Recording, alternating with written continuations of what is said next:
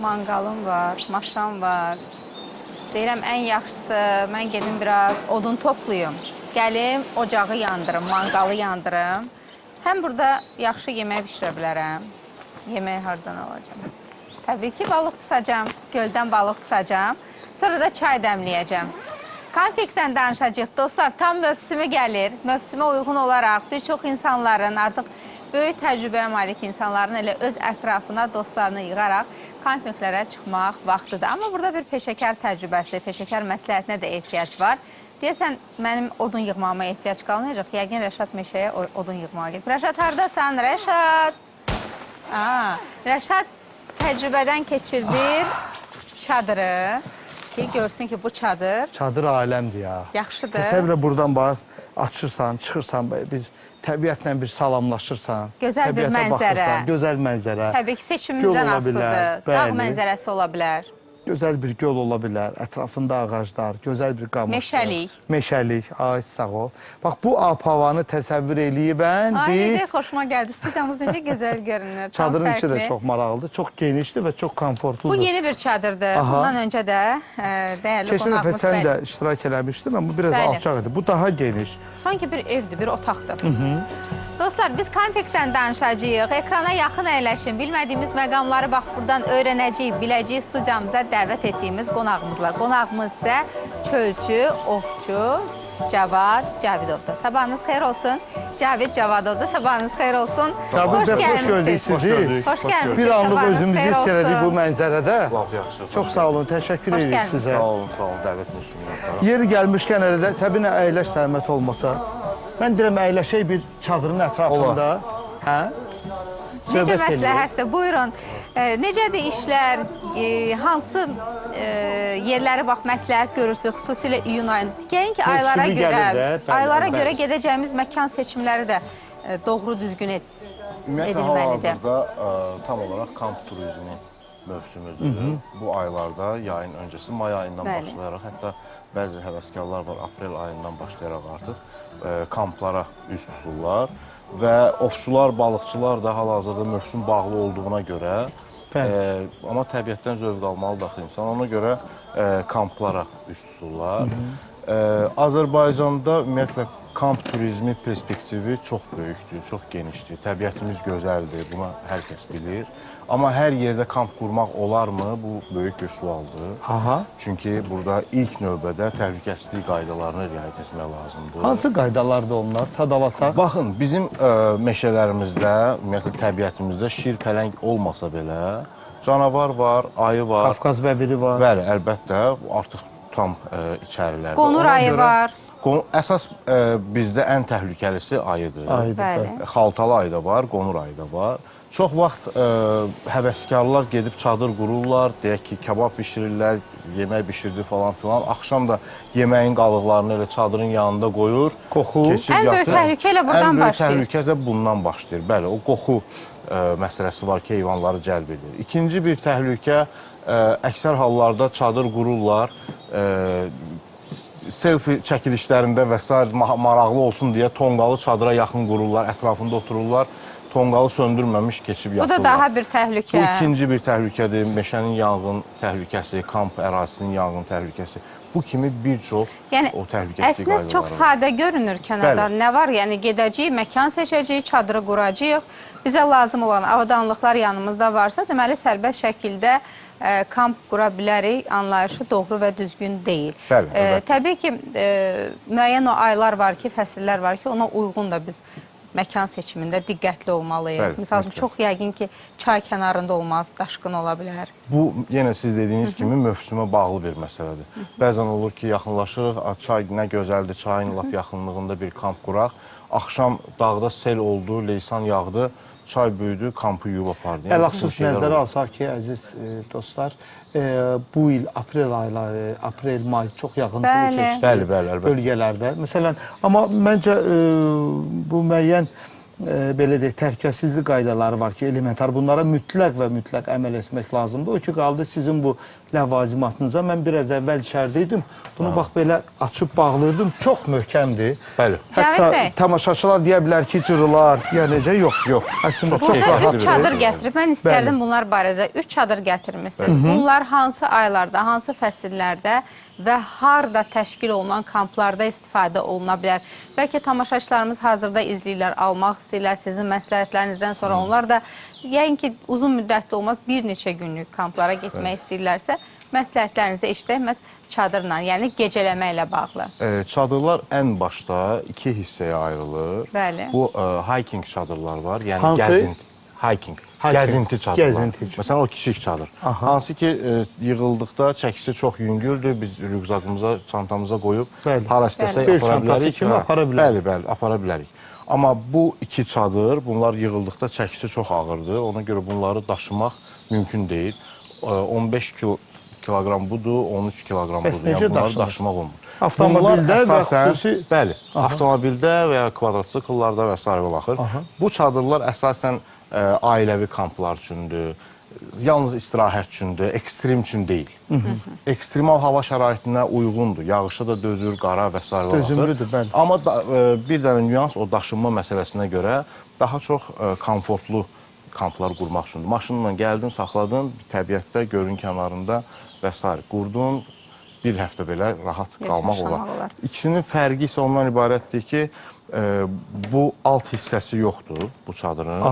Bu çadır həm də balıq Döşəmə ovu hissəsi, üçün. belə deyək. Bəli, bəli, döşəmə hissəsi yoxdur. Bu da bağlanır. Hə, balıq ovu üçün əsasən qonşu ölkəmiz Rusiyada buz bağlamış göllərin üstündə balıq tutmağa tam olaraq bu gölün yararlıdır. üstündə? Bəli, bəli, gölün üstündə qurursan, alt Buz hissədə... örtüyünün üstündə. Bəli, bəli, bəli.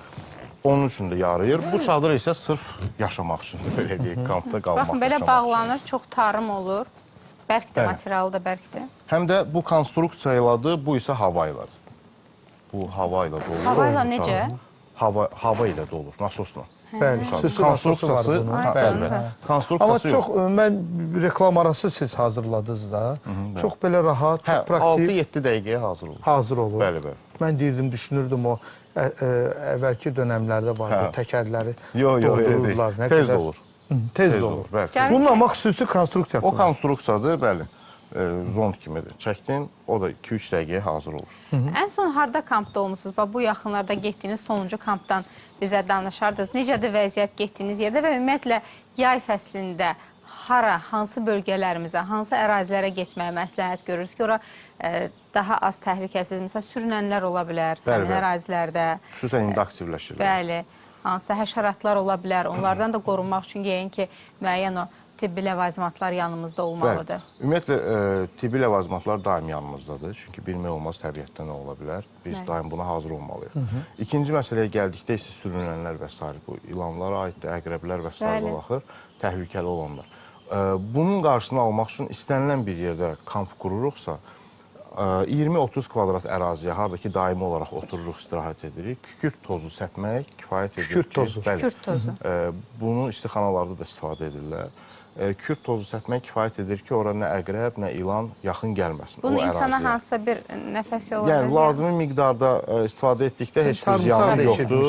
Nə dərəcədə doğrudur? Sarımsaq da işə yarayır, belə deyək. Sadəcə sarımsaq biraz əziyyətlidir, həm də daha baha başa gəlir. Amma kükürt tozu ucuzdur, toz halındadır, daha rahat səpilir və s. baxır. Amma ağacı qanadlardır, arıdır və s. bunun üçün xüsusi preparatlar var. Yandırırsınız, hətta hal-hazırda artıq müasir dövrdəyik. Spreylər də var. Ehtiyac yoxdur. Sprey də var, hətta aparat da var. İnsan eşitmir o səsi, amma ağacı qanadlar, həşəratlar Qəribə bir eşidir və görüntüsü yaxın var, belə gəlmir. ultra bənövşə Bəli. görüntüləri də var onun. Yaxın gəlmir və rahat, komfortlu kampımızı gözəl. edə bilirik. Gözəl. O ki, qaldı sonuncu kampınız. Axırıncı dəfə hara getmişsiniz? Bu barədə danışın və hansı əraziləri məsləhət görürsünüz? Bölgələrimizdə məhz yaz aylarında, yay Bəli, aylarında. sonuncu dəfə Samur Yalama Milli Parkına getmişdik. Bu Şimal tərəf. Nabran ərazisinə düşür. Meşəsi çox gözəldir, xüsusən yaz ayında. Yayda artıq biraz istidir orada, nəmişlik çoxdur. Amma yaz ayında çox gözəldir. Hər kəsə məsləhət görürəm getməyə və tam qanuni olaraq orada kamp qurmaq olar. Bileti var Milli Parkın, alırsan icazə ilə və orada istirahət edə bilirsən. təbii içməli bulağı da var, meşəsi də var. Ay, Hansı nə gözəl. təhlükəsizlik qaydalarına mütləq və mütləq riayət olunmalıdır? Baxın, ilk növbədə dediyim kimi, əgər ilan sürünənlər olan ərazidəyiksə, həmin kükürt tozu mütləq Sənin üçün, amma təbiət üçün ən başlıcası oddan qorunmaq lazım. Çünki bizim təbiətə vurduğumuz ən böyük ziyan o ola bilər. Alov açıq yandırmaq olmaz. Yəni yandırdınsa mütləq ki söndür və ya tonqal qalırsansa mütləq ətrafında daş düzmək ki, çünki meşədə bilirsiniz də xəzər qatı var, çürüntüdür, tez alışıb yanır və söndürmək mümkün deyil. Ona görə mütləq daşla əhatə edilib. külək oldu, gedir. Hə, Allah eləməsin, bütün meşə yanır. Daşla hörmək, sonra söndürmək, ondan sonra tonqaldan aralanmaq. İkinci bir məsələ. Meşədə qırılmış, çürümüş odunlar zaten çoxdur yerdə. Ağacları qırmayaq. Çünki ağacı qırmağa zaten ehtiyac yoxdur. Yerdə istədiyimiz odun var. Bunu yığıb istifadə edə bilərik. Nəyə görə gedək budağı qıraq? Özü yetərincə quru odundur, tez alışır. Bəli. Bəzən olur ki, çox əfsus ki, bu hər yerdə var. Həmin odunlar, yerə düşən odunlar tez yanıb bitir deyə. Bəzən əfsus ki, bəzi kamperlər gedirlər ağacın qalın bir budağını kəsirlər ki, qoysunlar səhərə kimi yansın. 2 qat təhlükə yaradırlar. Həm ağacı kəsir, həm də alovu bütün gecə boyu yanır. Yaxşı, indi bəzi izləyicilər, kamperlər deyə bilər ki, axı biz gecə bir alov yandırmalıyıq, heyvan yaxın gəlməsin.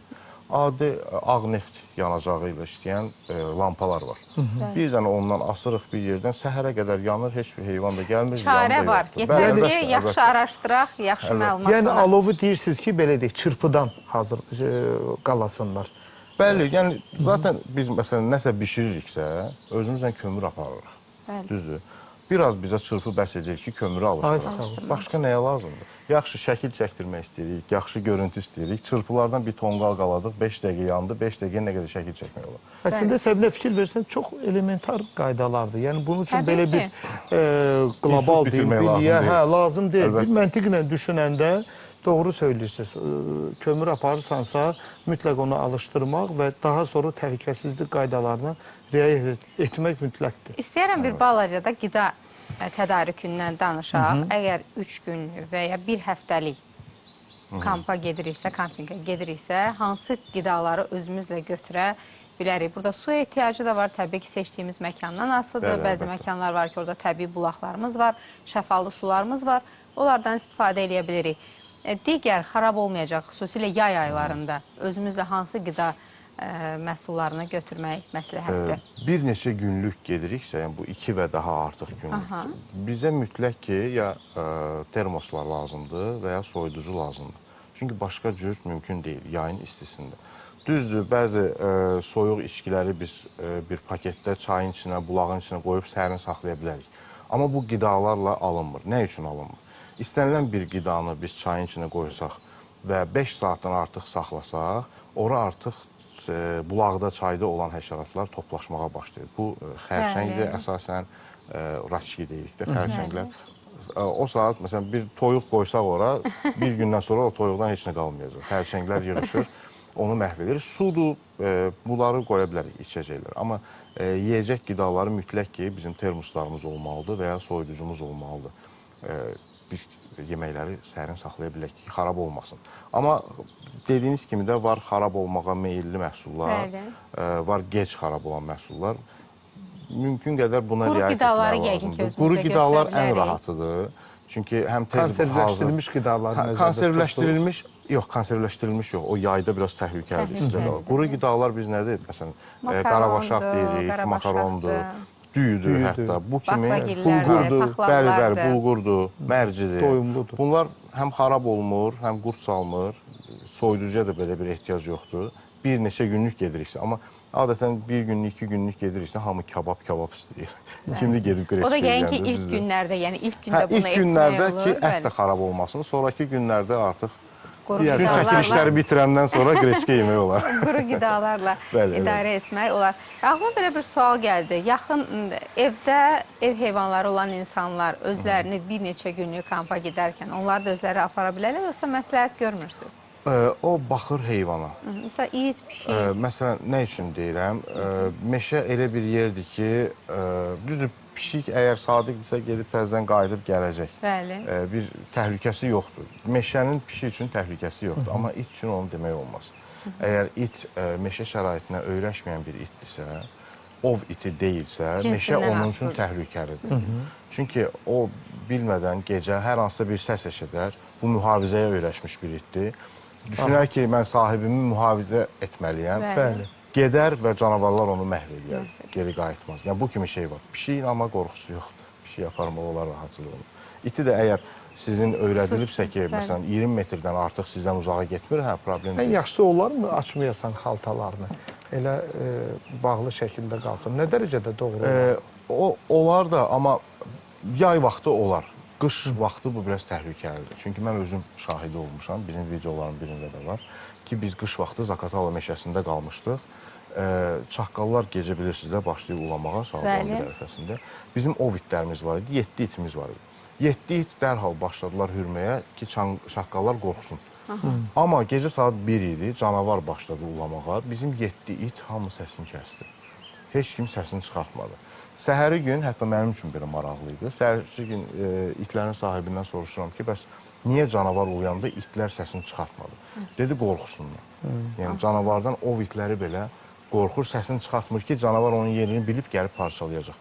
Ona görə də qış vaxtı canavarlar ac olur deyə, it bilmədən səsini çıxardıb, canavar onu parçalayacaq. O kiçik çilə deyirlər səbinə, böyük çilə deyirlər, o ac vaxtlarında çox təhlükəli olurlar. Söhbətimiz çox maraqlıdır, bundan da maraqlı məqamlara toxunacağıq, amma qısa fasiləmiz var, bizdən ayrılmayın.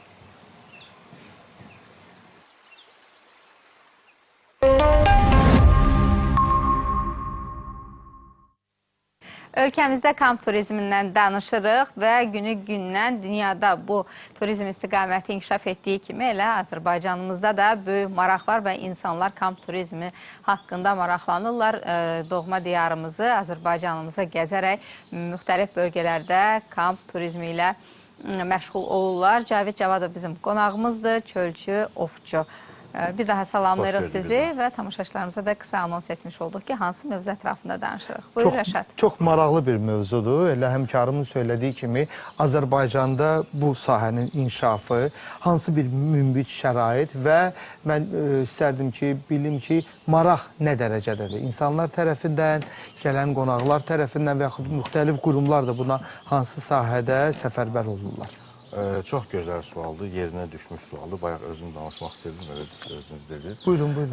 Məsələ nədir? Azərbaycanın təbii olaraq kamp turizmi üçün potensialı çox böyükdür. Çünki bizim gölümüz var, çayımız var, meşəmiz var, yarım səhramız var və s. var. Bəli. Hər bir şeyimiz var. Dağımız var. Bəli, dağımız var, aranımız var, nə istəsəz var. Həqiqətən də bunu digər ölkələrdə də biz danışanda çox fəxrlə deyirik ki, nə klimat istəsəz var Azərbaycanda. Sadəcə olaraq Azərbaycanda artıq çox gözəl, çox yaxşı kamp mərkəzləri yaradılıb. Bu Şəkidə də var, İsmayılda var, Qəbələdə var və s. Sadəcə olaraq bir dənə nüans nədir? Azərbaycanda yaradılan, sağ olsunlar yaradanlar yenə də, sadəcə yaradılan kamp əraziləri biraz çox, necə deyim sizə, daha çox komfort yaratmış olurlar. Bir növ deyirik, kamp ərazisidir, amma otel ərazisi. Təbiilikdən, bu təbiətdən biraz uzaqlaşır. Əslində, məsələn, xarici ölkələrdə kamp ərazisi ayrılan yerlər var da ki, burada kamp qurmaq olar, hər kəs gəlir, həmin yer üçün müəyyən ödənişi edir. Orada şərait olaraq nə qurulub? Yalnız tok çəkilib ki, karvan quraşdırıla bilsin. Cərəyan var. Bəli. Ümumi istifadə üçün bir neçə ayaq yolu və duş var, kabinalar var və bununla da bitdi. Bir də maksimum içməli su çəkərlər. Başqa heç bir şey yoxdur. Gəl, çadırı qur və ümumi bu şəraiti bir növ özün yaratır. Özün yaratmalısın da, yaxşı. Düzdür, ayaq yoludur, duşdur, bu hə, tamam, hər kəs özü ilə kabinkası yoxdur, daşıyıb gətirsin. Amma çadırı falan, manqalı, hər bir şeyi özün qur. Amma bizdə qurulaşdırılanlar, bilirsiniz necədir, heç çadır qurulub yurta şəklində, onu yerindən heç tərk etmək olmur. Hazır, elə bir kotej almış olursan da, bu artıq kemping deyil. Ona görə də bizdə, məsələn, kempinglə məşğul olan turizm şirkətləri var. İlk dəfə mən kemping eləyəndə, bilirsiniz, mən də turizmçiydim. Bir 12-13 il bundan qabaq, onda biz çox əziyyət çəkirdik. Çünki bizim auditoriyamız, vətəndaşlarımız buna hazır deyildi. Və kemping də əslində çox maddi baxımdan ucuz başa gələn bir şey də deyil. Bir tur satışa çıxaranda otellə eyni qiymətə gəlir çıxır. O zaman insanlarda belə bir düşüncə var idi. O pulu verənə kimi gedib 4 ulduz oteldə qalaram da, nəyimə lazım, çadırda qalım. Biraz çətin idi. Amma indi artıq insanlar kampın O nə fikir olduğunu dəyişir. dəyişir. Yəni Bəli. bilir ki, bu kempinqdir, bunun öz marağı var, Bəli. bunun öz ləzzəti var. Otel tamam başqadır. Yəni artıq auditoriya formalaşır. Amma inanın ki, arasında da çox böyük fərq var. Əlbəttə, əlbəttə Bəli, çox. təbiət Bəli. qoynunda zaman keçirmək, vaxt keçirmək, yəni Bir otellə də- müqayisədə bəzən insanlar elə Aha. otel seçərkən də daha yaşıllıqlar, daha təbiət qoynunda, dağ Zövqlər qoynunda, müxtəlifdir. Bəli. Çox müxtəlifdir. Həm də burada ailə fərdlərinin, atanın, evladların, həyat yoldaşının, belə deyək, bu kampda bir-birinə daha çox bağlılığı, Bəli. birlikdə iş görməsi. Oteldə Əlbəttə. nədir? Hazırdan hazır açıq deydin. Mən Elədir. biraz tez istəyirəm ki, hadisələrə varım. Amma kampın bir bambaşqa ləzzəti var. Birlik yaradır. Birlik yaradır. Bəli. Xatirələri də mənə elə gəlir ki, daha çoxdur. Ömür boyu unudulmayacaq xatirələr bəxş eləyir. Cavid bəy, təşəkkür edirik, amma bilirik ki, iyul ayında balıq Aha. mövsümü açılacaq. Bəli, bəli. İnşallah. Bununla bağlı da Səbirsizliklə sizi gözləyirik. studiyamızda gözləyirik. İnşallah, Mütləq gəlin. inşallah gələrik. Bu barədə elə Balıqçılar- danışmayaq inşallah. Balıqçılar səbirsizliklə Aha, gözləyir. bəli, bəli. Yəni mövsüm açılar, siz öz fikirlərinizi, öz İnşallah. tövsiyələrinizi bu sahəyə maraq göstərənləri söyləyərsiniz. İnşallah. Biz Minnətdarıq isə sizə. Mən təşəkkür edirəm. Kempingdən dəvətiniz üçün. danışdıq. Baxın, müəyyən o əşyalar var ki, bunları alsanız bir ömür boyu sizə xidmət eləyəcək, amma ora xərclədiyiniz pullar isə ömür boyu sizi tərk etməyəcək təəssüratlar Bəli. yaradacaq sizin üçün. Xatirələrə çevriləcək. Bu əşyaları əldə etdikdən sonra yığırsınız ətrafınıza yaxın dostlarınızı. Gözəl musiqi, gözəl təbiət qoynunda zaman və vaxt keçirmək. Tam mövsümüdür. İyun ayındayıq. İyun ayının 12-sidir və üzü yaza doğru çox da havalar istiləşmədən hər birinizi doğma Azərbaycanımızı, diyarımızı qarış-qarış gəzməyə dəvət edirik. Vaxtımız çox azdır. Son olaraq müraciət edənlər hara müraciət edə bilərlər? Sizin səhifəniz, qurum olaraq necə müraciət eləsinlər, sizdən bir istiqamət götürsünlər? Bizim səhifələrimiz var. Həm YouTube, ümumiyyətlə sosial şəbəkələrdə Necədir? var. Azərbaycan Təbiət və Ov Turizmi Assosiasiyası, Aha. ATOTA olaraq qısa olaraq Aha. bizim səhifəmiz var. Oraya müraciət edə bilərlər. Nəsə yardım lazımsa qulluqlarında. Ovçu, çölçü Cavid Cavadovdan bu tövsiyələri eşitdik. Uğurlar olsun dostlar.